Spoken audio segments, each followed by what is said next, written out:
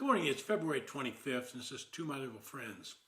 When I was growing up, I lived in a decidedly blue-collar neighborhood that had two steel mills on the edge of that community. Most of the people that lived in that neighborhood worked in the mills. I worked in one of them my first summer home from college. The workers there were remarkable men and worked hard. My other two summers were spent at J&L Steel on the south side of Pittsburgh and U.S. Steel's Clairton Works working up on the coke ovens. It was hard work, but it was rewarding. Today, we seem to have fostered a feeling that everyone has to go to college to be successful.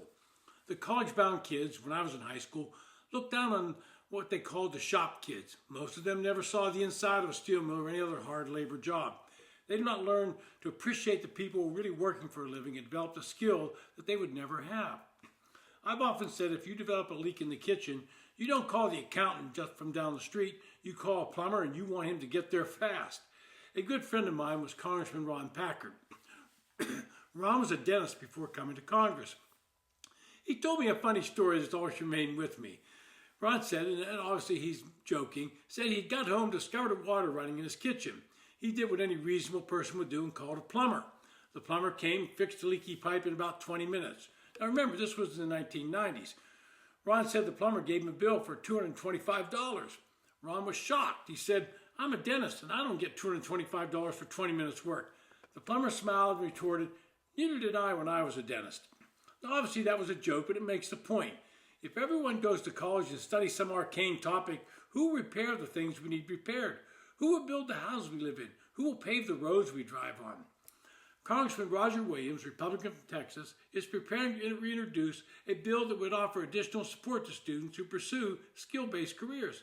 In a statement about this bill, he said, quote, "As we enter the golden age of America, Main Street is in critical need of skilled workers. Plumbers, electricians, mechanics, and countless others are the backbone of our economy, and without them, the American people would not have critical goods and services that we often take for granted." End quote.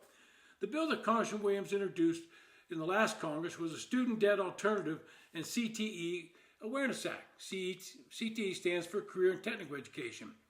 The Student Debt Alternative and CTE Awareness Act would require the Department of Education to inform prospective college students of the benefits of career and technical education before they finalize student loans and commit to a university.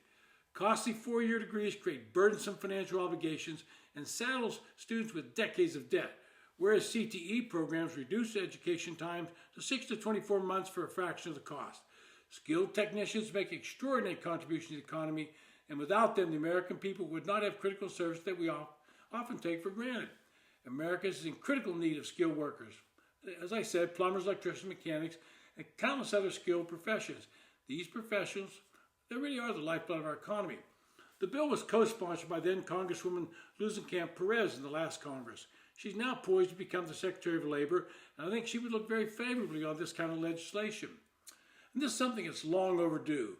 With the insane push to everyone to go to college, we've watched kids rack up enormous student debt and find the academic schedule they pursued does not translate to a salary commensurate with that debt. The student debt crisis became out of hand as young people went to college and universities without any consideration of how they're going to repay the money they were borrowing. Those students who chose a vocational education, whether it be in a formal training program or an apprenticeship, were not incurring large debt, and many of them were paid while they learned. These are the men and women who later owned many of the trade skill companies that we rely on in our society. I'm talking people who own electrical companies, plumbing companies, all kinds of companies, mechanical, HVAC. They build job opportunities for other like-minded young people. At the same time, I think it's high time that political leaders start looking at the academic programs being foisted on students at universities. Each major should have to produce a schedule that shows the job opportunities and expected salaries for those jobs. Students should have a full understanding that the major they're in, if it's some arcane subject, may not give them the necessary job skills to enter the workforce. Governor Ron DeSantis yesterday talked about this, where he's going to force the University of Florida to re-examine and produce these kind of schedules. We owe it to the young men and women in this country to properly prepare them for the workforce, whether it be through a vocational skill or an academic approach. But to say one is superior to another is just plain wrong and doesn't work. This has been To My Liberal Friends. Thanks for listening.